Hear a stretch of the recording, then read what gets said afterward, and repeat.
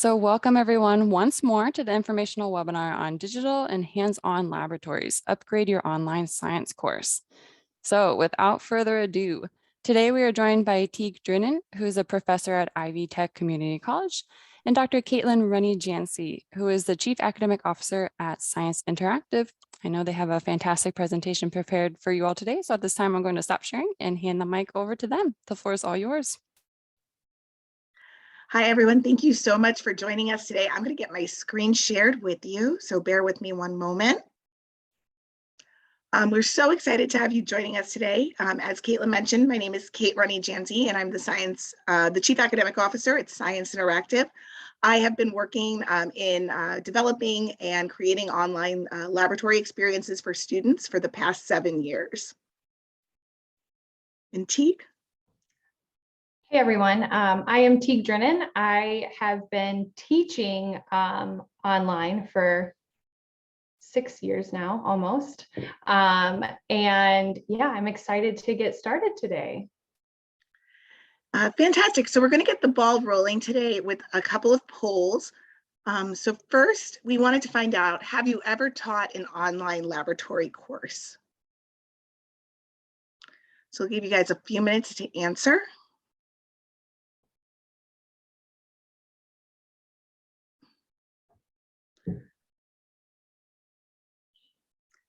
Just another second and I'll end our poll. Okay, fantastic. So it looks like we've got a lot of folks who've never taught an online laboratory course before. So we're really excited to have you here. And for those of you who have taught a laboratory science course online before, we're really excited for you to share maybe questions you have or share your feedback and your experience with teaching online. So we've got one more question we're going to start with. For those of you who have taught a laboratory course online, how did you deliver the labs to your students? Was it through a hands-on lab kit, a digital lab access, or a combination? So I'll give you a moment to answer.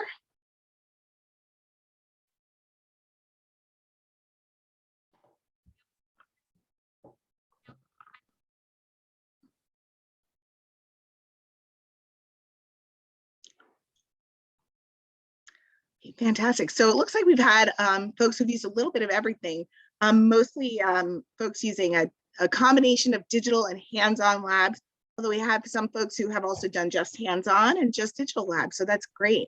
And we'll be talking today about all of the different modalities you can use to present your laboratory course. So from here, I am going to turn things over to Teage. We want to keep the conversation today really light today, really informal. And so Teage is going to be sharing her experiences with teaching an online laboratory course, how she developed her course. We're going to be taking questions throughout. So please don't hesitate to put your questions in the Q&A. We're happy to answer them as we go through. And so Teage, let's get started with what motivated you to bring your science course, your science lab online.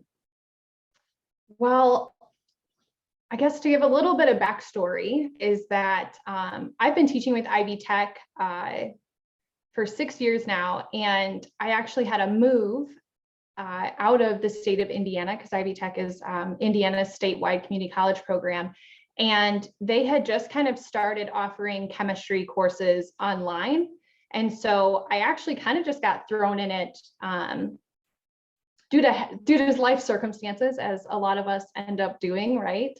And I was super skeptical about teaching an online chemistry class. I wasn't sure that we could do this and do it right, and make sure that the students are still getting that fantastic experience that I experienced and that I'm sure a lot of you experienced in different lab settings. Sorry, I have a cat on my lap if anybody is interested. But then during that semester, I was still able to connect with students just like I would in a classroom, just through some little bit of different methods. And those students were able to succeed and learn, and it was really cool. So part of my move, I started teaching in person at a college local to me. And I taught night classes, which was typically non-traditional students. And I kept realizing that I had these students that when they were in class, they were so focused and so there, but they ended up missing class or eventually missing so many classes that they needed to drop out due just to life circumstances. I'm in a rural area right now, so they have to have transportation. We don't have public transportation to get them where they need to be. I had some students that were working full-time and their work schedules changed, so that, you know, obviously took precedent over being able to go to class. And then, like many of my students, I'm a parent, and childcare and lack of childcare really can play a role in, you know, what people are able to do. So with all of that, I was realizing that there was this pool of students in my community that want to be able to take these classes, that need to take it to continue their degree, but we didn't have an option for them. So I started exploring, could we do what Ivy Tech does at our local college? And so with the help of Science Interactive, because I had already known a sales rep through my work at Ivy Tech, I was able to figure out we probably could do this and have ideas to present to my colleagues and to, you know, the people higher above me, to show them, hey, this is why we should do this, and this is how we can do it. So yeah, and so we were able to transition, because the course that I teach there is a general organic and biological chemistry course, which can be a little bit specific, but we were able to run the first online version of that course in the spring of 2019. So this was, you know, pre-pandemic, kind of shaking everything up in education.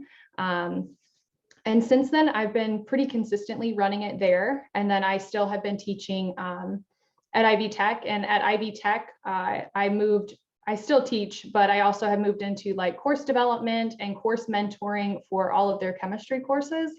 And just to like give everybody some hope, if you've never done this before, Ivy Tech, I wrote it down. Oh, this semester, we have 17 different sections of chemistry courses running online. And so that's pretty exciting, and they run well. Oh, I see a question of who pays the cost for the lab kit.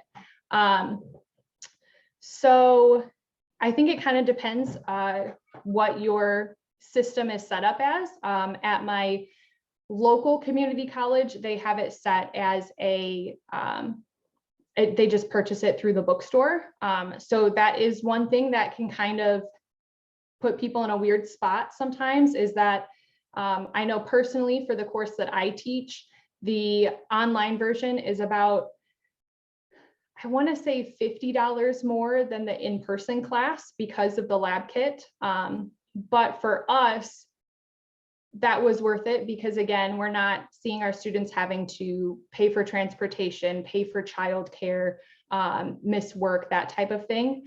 But for Ivy Tech, they have an initiative right now where books and things like lab kits are covered within their tuition. So it kind of depends your college and what they are doing with that. Yeah, that's definitely a great point, Teague. We do work with folks who do any variety of either the school supporting the cost of the kits or having the students purchase the kits on their own. I love the point you make about reaching out to non-traditional students. You know, really, I know you and I are both moms. We both have little ones. It can get chaotic trying to schedule life around daycare, around childcare obligations, as well as work obligations. And it really allows students to have the opportunity to take that laboratory course. Another thing that I've seen in my experience is that this also allows courses that maybe wouldn't typically have a lab associated with them, maybe a non-majors course where there's not enough lab space on campus for students with majors taking priority to get into the lab space, giving them an opportunity to have a laboratory experience non-traditionally. And so there's really a lot of great ways to use the lab kits to reach additional students. So tell me, did you encounter any challenges when you first looked into adopting the lab kits in your courses? I would definitely say yes. So I think initially the challenge was just like within myself, trying to realize, when something is new, I think that, at least in my experience, there's a little bit of, oh, why do we change this? But I was able to get like an instructor's version of the kit and actually go through and see like what the students are going to experience, go through and do the labs and see, that these kits are set up really well, which is helpful. But also, there are differing opinions on online education. And like I said, I started doing this previous to the pandemic. And the school I was working at didn't have any online lab courses at all. So trying to explain to everybody how this works and kind of get people on board and understanding that like we really can do this was a little difficult at times.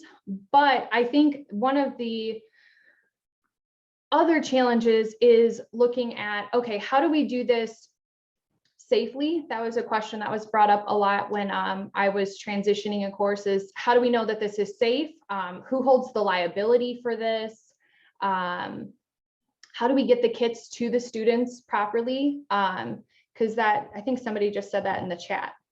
Yes, a challenge getting the kits in time. And that has been a challenge previously, but both of the colleges that I work at actually have the bookstore do a kind of like a bulk purchase, given where the numbers are at a certain point. And then the students are able to get it from the bookstore, which makes it really helpful just because, if you're somewhere like where I'm teaching in person right now, where everybody is local, they can just go in and get it. Or for Ivy Tech, what they do is through their initiative, they just get them to the students. But some of that is coordinating, with your department and the funds that your department has, along with what the bookstore has space for, to be able to try to bulk purchase, or if you don't have a bookstore, for your department to bulk purchase them to then get out. So that really can be a challenge too. And then, like it says on our slide, I think student retention is a challenge that we just face across the board in higher ed right now. And I think a lot of that is really making those personal connections with your students, right? I know that if I have a student that I can talk to them, I can call them by name, I recall things about their family because of like discussions and stuff, that those students that we make those connections with, we're more likely to see through the end of the semester than students that are just turning in work and we're not able to, reach them kind of on a human basis. But I've also found that, so we use like hands-on lab kits where students are actually receiving materials and whatnot and doing them. And I have found that really helps the students too, because then they're using, it makes them feel like they're doing something. I think sometimes with an online class, it almost feels like the students are just like in this bubble of their own world. And that makes it kind of hard for them to connect with people. So somebody asked in the chat if we have had students that are out of the country, and I have, but that has been in pandemic times, and that was in, I'm trying to think, I had a student,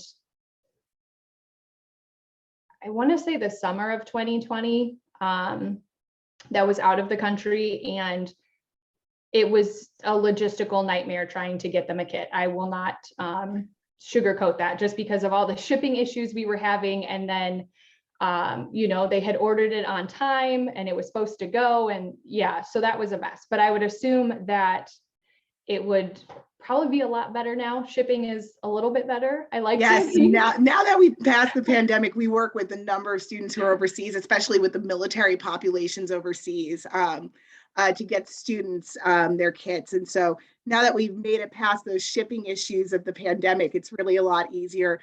We have a team here at Science Interactive, where we can support students if they have questions, as things are moving through customs, if things get held up in customs, that we can assist with getting the documentation they need. And so now that we've passed the craziness, it's a lot simpler to get students those kits overseas.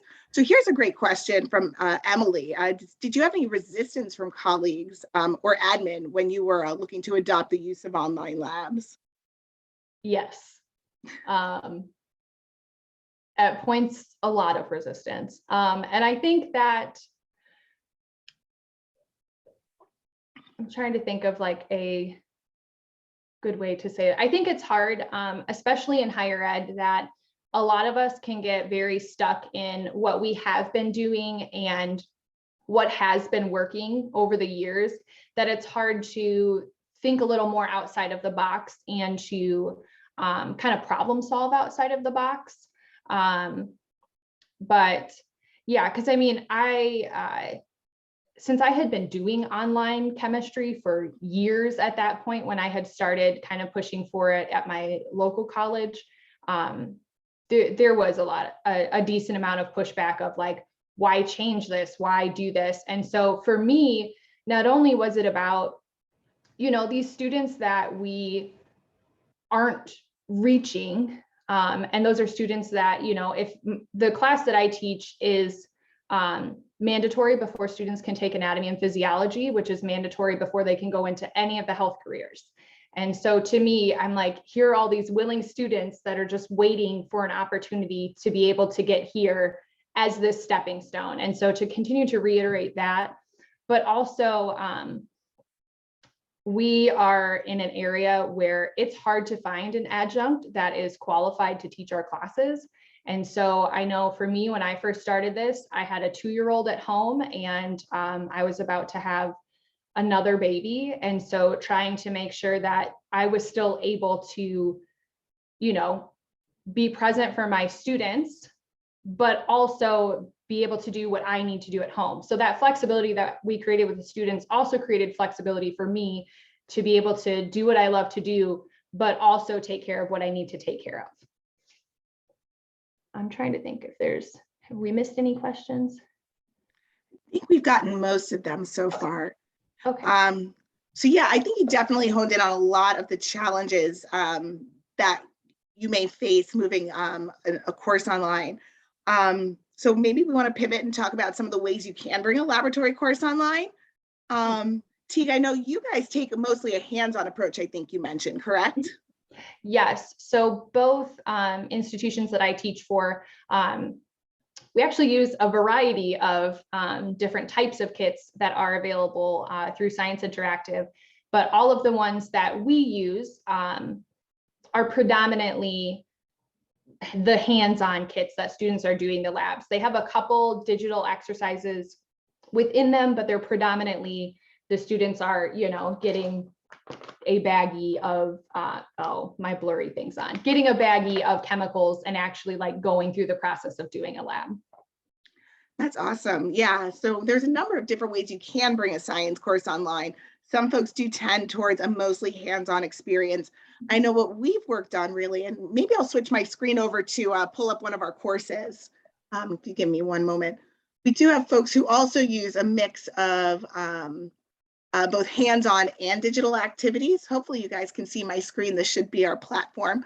They use a mix of hands-on and digital activities. So for example, one of the things that we recently worked on is bringing in a virtual suite of dissections in our anatomy and physiology course. So we know that in many cases, folks want a hands-on dissection, doing the fetal pig, the heart, the brain, the eye. For me, that was one of my favorite parts of anatomy and physiology when I took it, is getting the opportunity to do a dissection. But in some cases, schools don't necessarily need to perform a dissection. Maybe it's not part of the course requirements, but it's a nice to have. And so what we've done is developed a mix of hands-on activities for the physiology components of A&P, and then a virtual dissection of a fetal pig, of the human body, the brain, the heart, and the eye, equivalent to the fetal pig, so that students can still have the opportunity to perform a dissection, but in a virtual modality. Is there any lab you want me to pull out, Teague? Oh, I don't know. Let's see. I mean, not really. They all kind of are fun. So, so let's jump into the titration lab. I love titrations. So in terms of how we develop the labs, we're really designing our laboratories for students to really experience the same rigor that they would have on campus. And Sarah, I see a really great question from you about chemicals, and we'll touch on that momentarily. So how we approach the development of the labs is that we're looking really to design these universally to make sure they're WCAG 2.0 compliant, that students have the opportunity, no matter what accommodations they may need, to complete the labs. And so I'll jump over to the experimentation section. We do provide a comprehensive background for students in each lab so that they have the opportunity to gather the background information they need when they're working through a lab. We'll jump over to student view. And then within there, we have our experimentation. Students will get their materials list. So Sarah, jumping back to your question about the chemicals that are provided in the kits come from our company. It's not coming from a school stockroom, but they are designed so that students are working with very low volumes. They only get enough to perform the experiment twice to ensure student safety, and that they're not having to dispose of excess chemicals. And they're all designed to ensure that students can dispose of them easily once they're completed with the experiment. And liability in the case of a proprietary kit like ours is covered by our company. It's a little bit different if you assemble a kit yourself on campus. In that case, the liability may fall to the school, which can be one of the challenges of building your own kit. Jumping over to the experiments, what we design our experiments to make sure that students have the opportunity to really be successful in their experimentation. We know they don't have that side-by-side guidance from their faculty member like Teague. And so we want to make sure that as they're working through, they have all the information they need. They have pictures, they have different ways to view the assemblies to make sure that they can be successful in completing the experiments on their own. And that's a really important element of how we design the online labs. Scroll down. Teague, I don't know if there's anything you wanted to add in here. Someone had asked, where did that go? If we do an online simulation before the students complete the actual remote hands-on experiments, and I found it kind of depends on the lab, and it depends on the system we're using. So one of the kits that I have used previously that Science Interactive has, within their procedures are links to videos to show the students, like if this is a brand new technique that they've never done before, they can just see a Science Interactive video about, you know, how do we do the titration? How do you set everything up? Even though it is step-by-step and pictures shown there. If there's a lab that, because I haven't done this in a couple semesters because I've been bad at this, so don't tell anybody. But I tended to do all the experiments a couple weeks ahead of the students to make sure, like, oh, was there something I'm going to run into, or, you know, an error that the students could easily make to try to prevent them from making that. But I don't tend to fully do the labs and show the students before they do the labs. I do have some instructors at Ivy Tech that have recorded some of their lab setups and them doing the labs, just because they find that it's easier to kind of meet those questions head on in that way. But it really depends on the person. Let's see if there's anything else in here. Kate, somebody asked about practical physics labs. And we do hands-on physics labs. We actually have a combination of, that's one of our kits that is a combination of the hands-on and the virtual. You know, there are some concepts that are really difficult to send supplies in a kit, so we cover those virtually. But we do a mix of hands-on and physical, hands-on and digital activities for physics. Students have the opportunity to work with the electronics equipment. They get mask sets, etc.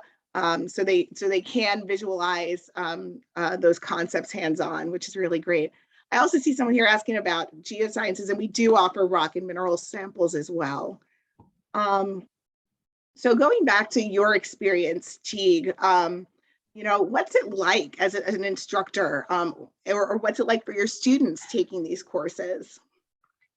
I think the biggest takeaway in evaluations for our courses is that the students love the labs, which is great, because I think when you first go to do this, you're like, are the students even going to be able to do this? Will they understand what's going on? Will they feel like, you know, I mean, because obviously our students pay for their education. Do they feel like this is worth their money? And, you know, at least anecdotally from my experience, the students love the lab aspect, which is really cool. But from my perspective, I just like that.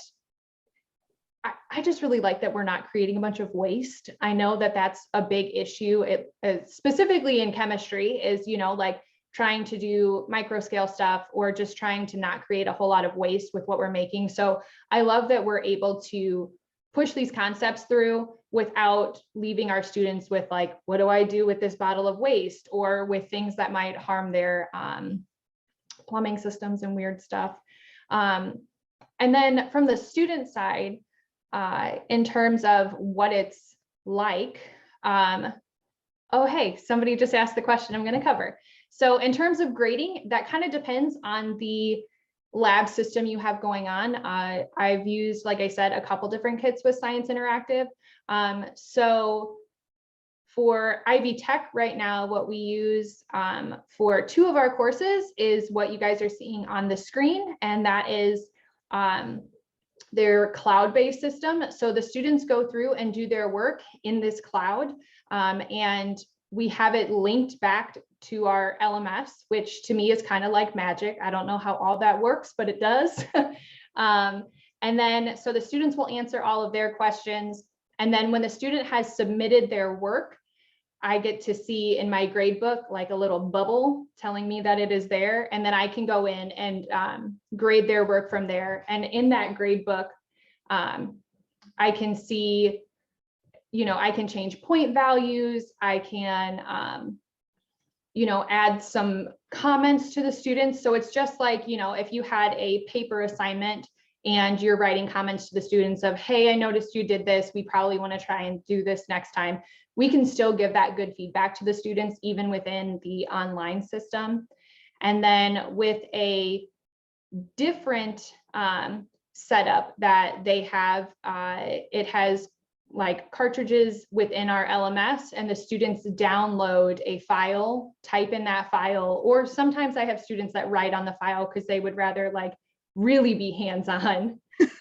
And then they just re-upload that into our LMS. And then for grading with that, I think it probably depends on what LMS you use. I use Canvas at both colleges that I work at. And so that, I love the speed grader if anybody else has Canvas, and being able to still actually write comments within the questions has been really nice. So either way, the students are still able to get feedback, and as long as it's communicated well, you can get your lab stuff tied in with your LMS so students aren't super confused.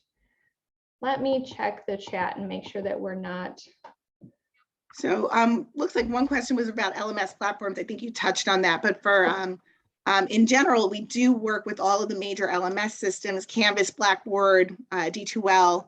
And then in terms of a rubric, we do provide sample answers for all of the questions that come with our kit, as well as sample data to go with for the students. Mm-hmm. Yeah, and I mean, just with anything, if the students, I know in for like a chemistry kit, the students for a lot of labs are having to do calculations, so there's still going to be, you know, that backside of us trying to make sure, like, do these numbers make sense for what they did? Because there's no, you know, magical way to do that without us having to do it. But the rubrics are really nice. And within this cloud-based system, there's actually like 2 different ways you can go about grading, depending kind of on how you tend to grade. And so both ways show like the rubrics right by the questions, which is really nice because you don't have to continuously go, oh, wait, well, what was the answer to that? What should they be missing, or what should they be hitting on? Excuse me. So that's really nice. So one question that might come up is around, making the course your own, because a lot of the fun of developing a course is bringing in a little piece of yourself and bringing in your teaching styles. Do you guys do any customization within the courses that you teach right now?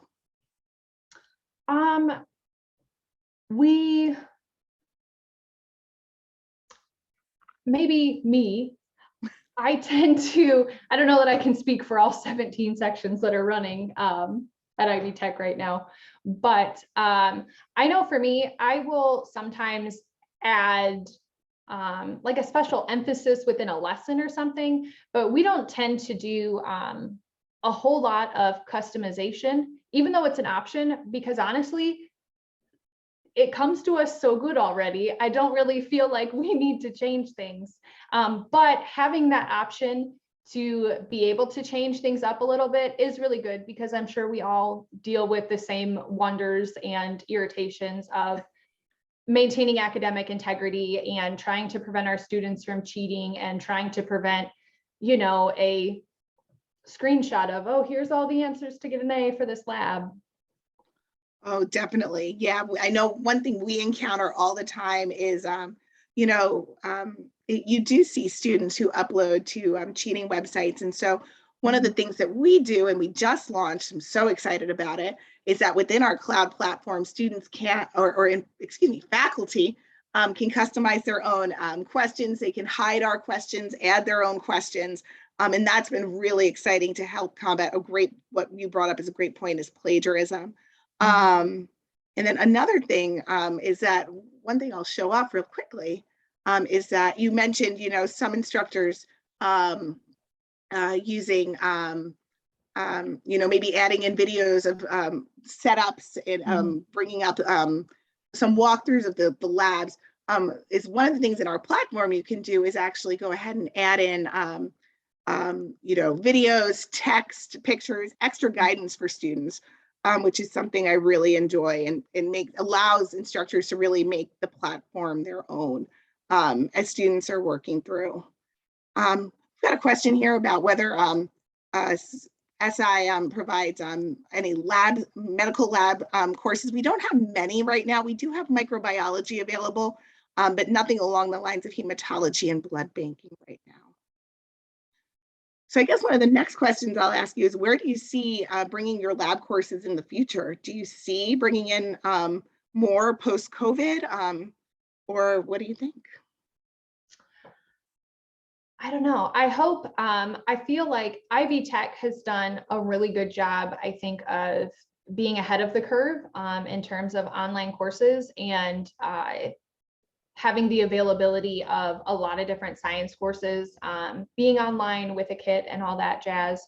And I'm hoping that the other institution that I work at will also, find the value in the course that I made, and also see like, hey, we can do this. Because during the pandemic, like a lot of places, we had our instructors pull a lot of classes online from face-to-face.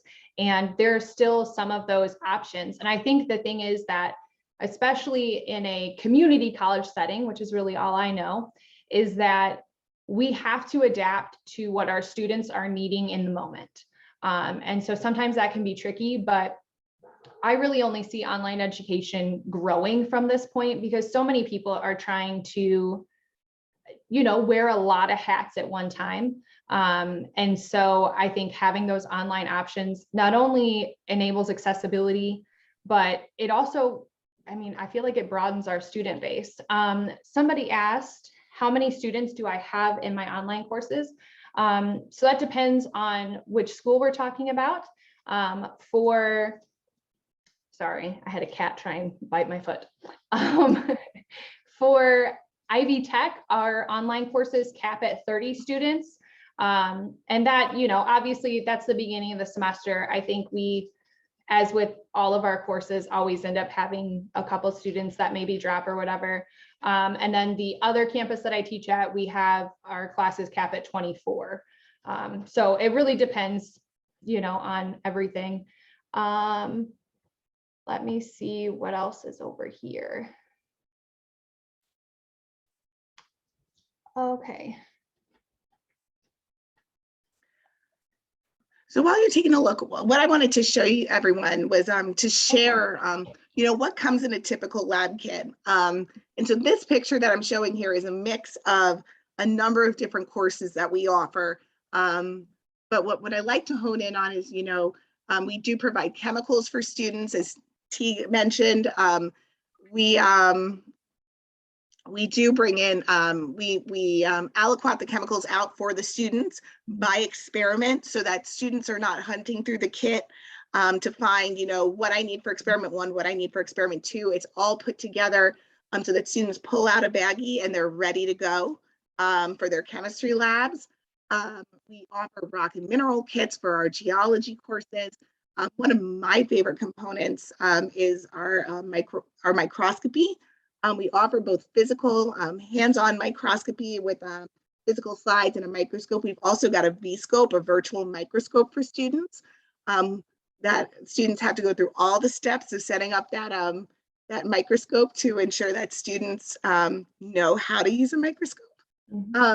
Excuse me. And once again, we provide all labware for students. For microbiology, we provide the various medias for students. For them to grow their cultures. We provide non-virulent E. coli, S. epidermidis, for micro, so students have the opportunity to culture microbes and learn aseptic technique. Hey, Kate, can you go back and talk about the physics offerings that you have? Sure. Excuse me, I can touch a little bit about physics. We do offer physics labs. We offer everything from general Newtonian physics through some of the electricity, magnetism. We cover reflection and refraction. We do a mix of hands-on and digital labs for our physics courses, really trying to hone in on where we can have opportunities for students to have a hands-on experience.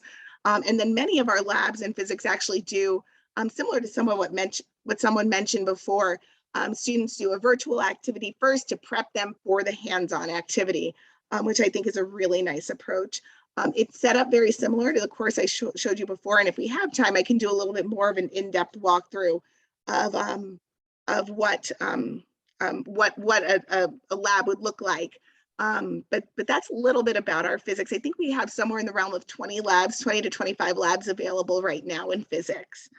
Rakesh had a great question. How do you ensure that students attempt the experiment on their own with the kits? This is one of my favorite things. What we do is, because I know exactly where you're going with that. Students have to submit pictures throughout the labs as part of the data collection element. So students are cued where they need to take a picture, whether of an endpoint of an experiment or during the course of performing the experiment. They have to put their name and the date to show that it's them performing the experiment. And that's a really great way to make sure that the students are actually performing the hands-on experiments. And it's a really good checkpoint. Yeah. Do you guys do anything else, Teage? No, I think the photos that are required pretty much make it impossible for them to not have to do the experiment. And even in some of the other systems that maybe don't have the prompt for, hey, you need to put a picture in here of all of this. The institutions that I've worked at have required, as part of the lab, you have to submit 3 pictures of yourself doing the experiment with your name and the date and all of that, just because I know that we all would love to think that our students are really wanting to do this, but sometimes we just need to make sure that we have to do that. And also one of the things, and Sarah just brought it up, is that when the students are sharing their pictures, a lot of the times I found that they'll share more than just like the 3 required or whatever's in the lab. And sometimes students will have like their children sitting off to the side, seeing them do the experiments, which I think is just awesome because I think all little kids should be scientists. But also, you know, sometimes you see their pet or something, and that's another connection point you can make with a student to try to continue to, you know, build that relationship, build that bond so that our students are continuously going through the courses as they should be. Can physics experiments be conducted completely online by virtual reality simulations if hybrid is not possible? Certainly, we know a lot of folks do tend towards digital physics laboratories, and those are certainly available and they're on the market. And that's a great question, Tammy. One of the things that does come up, though, when it comes to you know, exclusively digital experiences is transferability. You know, in some cases, that hands-on component is a required element. For students to be able to maybe transfer that credit to another institution, or as they move on to higher levels of education.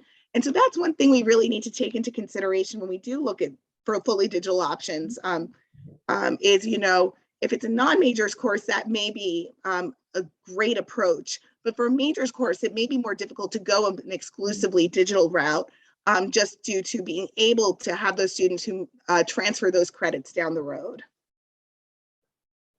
What other questions do we have? I see a question here on pricing from Angie, and that really depends on what labs you pick. So when if you work with us, we have lab kits available anywhere from $100 to and up. And it really depends on the labs you select, the number of labs you select, and the number of hands-on versus digital labs you might select. So all that would go in to impact the cost of the kit. And we really can work with you to hit, if there's a price point in particular, we can work with you to achieve that.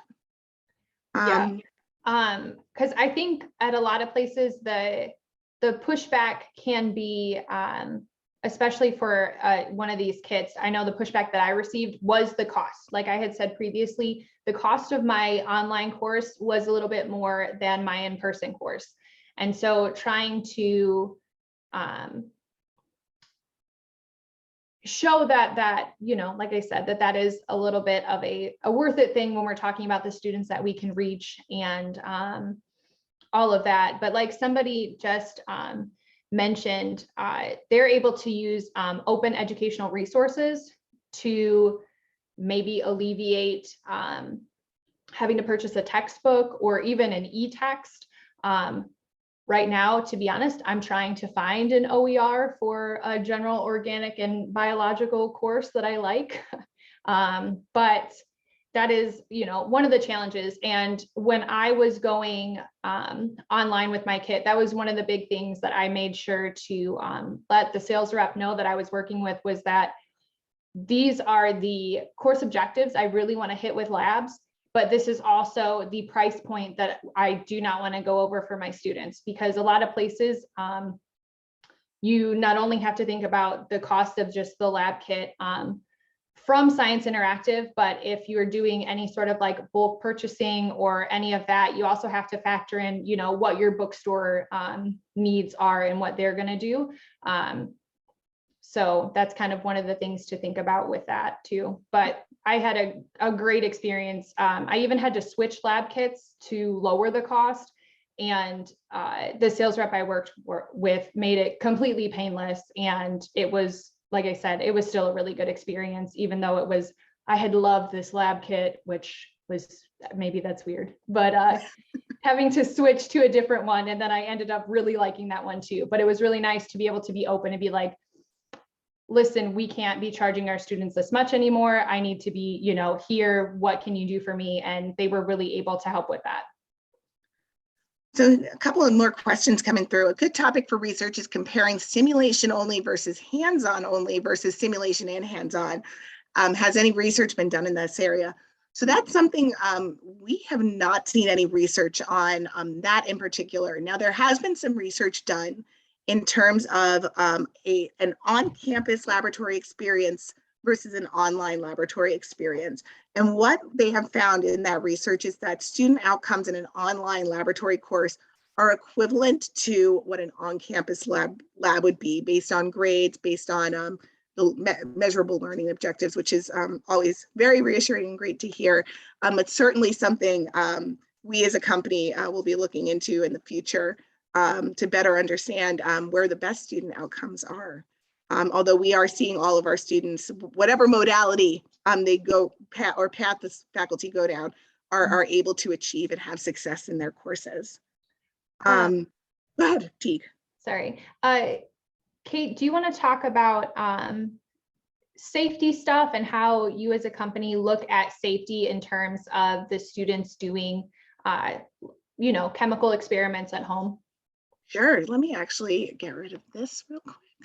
There we go. And we'll jump back over to our course. So one of the things that we do as a company is that in all of our kits, students start off with a mandatory laboratory safety lesson. Students cannot enter the rest of the course until they've completed the safety lesson. And that's one of the most important things for us. Throughout the safety lessons, students get an overview of how to use the laboratory kits, how to safely use the laboratory kits. It's extensive. It is very extensive, which might be frustrating to students, but to us, it's the most important thing we can provide to our students, especially in disciplines like chemistry, A&P, micro, where there are some additional hazards, to ensure that students are able to achieve these labs safely at home. We have a comprehensive student help site for students. So if students have questions, they can go there. We have a safety video that walks through the different steps that students can take to perform the lab safely. And then as part of this lesson, students have a number of exercises that they have to perform. They review their home laboratory, make sure that they have all of the different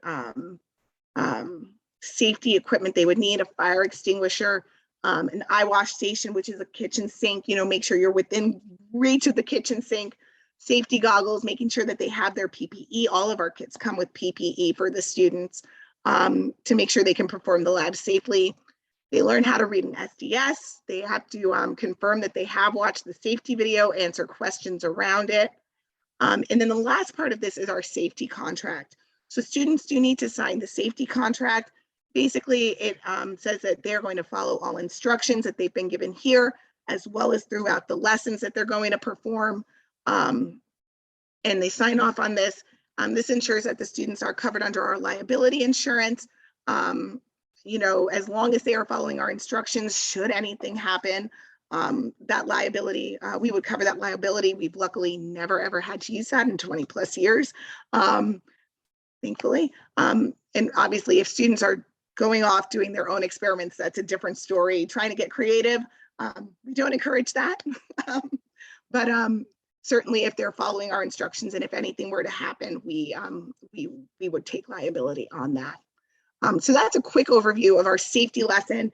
In addition to that, there are lesson-specific safety information throughout the different courses, microbiology, how to safely dispose of bacteria samples, A&P, working with scalpels, working with your dissection toolkit, chemistry, how to neutralize an acid. So we do take safety very seriously with the kits and making sure that students are prepared to work on these at home.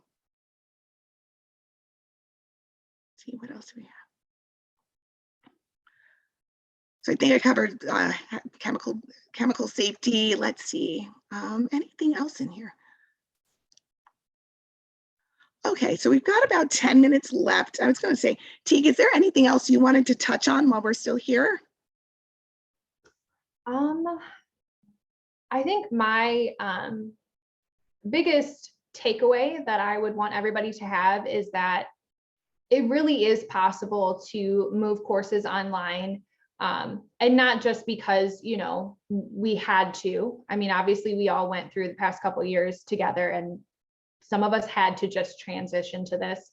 But as we're kind of knock on wood, seeing, you know, an off ramp to all of this, that being able to do these courses online and being able to do it well is definitely a possibility for all of us, depending on, you know, the students that you serve and your faculty and whatnot.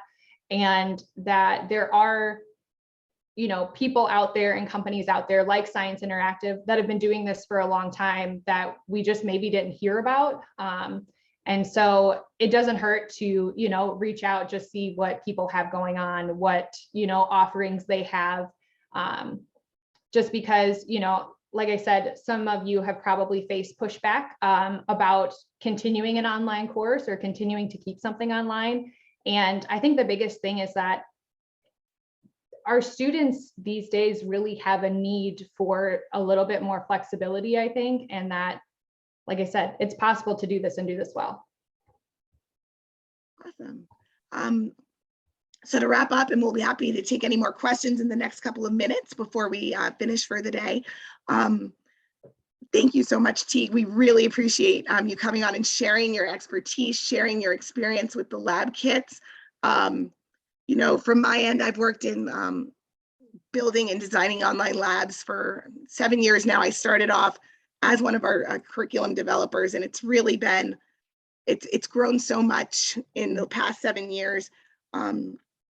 With the emergency of COVID, you know, it was very different. It was a very different environment for bringing courses online, but there is a way, like you said, for quality remote education in the laboratory to occur. And it's a really, really exciting thing to see.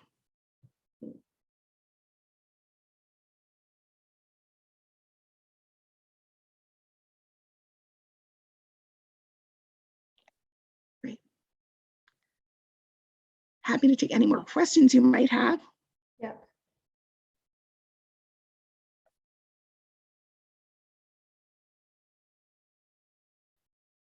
Oh yeah, that's a good point. Updating how we go about our education based on our experiences through all of this, I think it's been a good pivot point to kind of try new things. So I think that that's really good.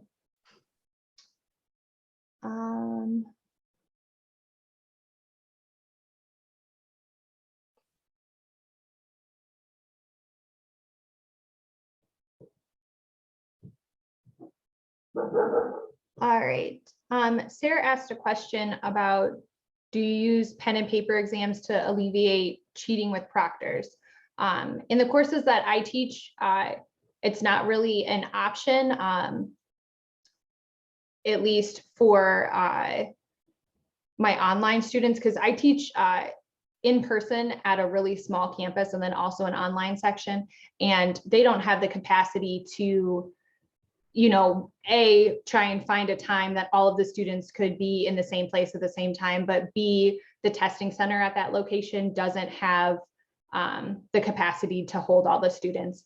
I think for exams, what we've done there and at Ivy Tech with online stuff is making sure that our questions are randomized. So not every student is getting the exact same exam, but they're getting the exact same objectives met by the exam has been helpful. And then also having questions that not only randomizing the questions, but randomizing the numbers within some of the like mathematical questions or the, you know, element or chemical or whatever. And that has really helped us to make sure that it's not just, here's this one exam that everybody's taking and it's the same thing every semester. So that is a really good question. And it is really related to not labs, but the online experience that we have. So thanks for asking that. So another question, do you provide chemical kits to students for the whole experiments at the beginning of the semester? So yes, if a student is using one of our kits, we'll provide them with all of the labs that you've selected for your course. So all of our kits are customizable. You can select the labs that you want to do, whether hands-on, digital, combination of both. And so within the kits, we'll provide students basically a bag per experiment of the chemicals that they're going to need. So it's really easy. If you get to titration of acetic acid, you pull out the titration of acetic acid bag. All those chemicals are in there. And so it's really, they get everything at the start of the semester for them to work through the rest of the semester through your endpoint. Yep. And pretty much everything is shelf stable. So as long as the students aren't like keeping their lab kit somewhere really warm, everything tends to keep up fine.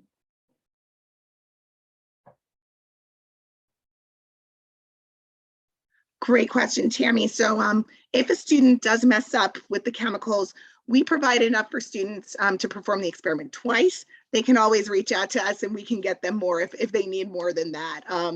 And our team is really good about that. We know students mess up, they spill, you know, it's life happens and we get that.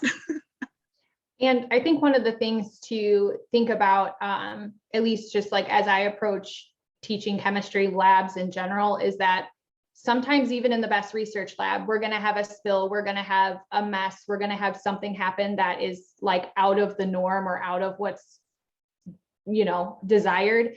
And so to have our students be able to like critically think, this is what I've done, this is, you know, how this impacted my experiment, this, you know, to be able to kind of reason around that.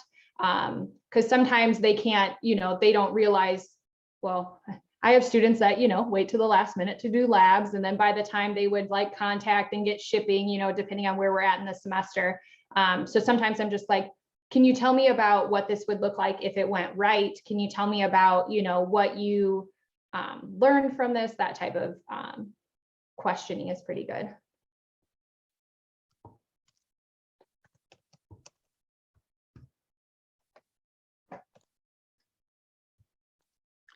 Great. Any more questions this afternoon?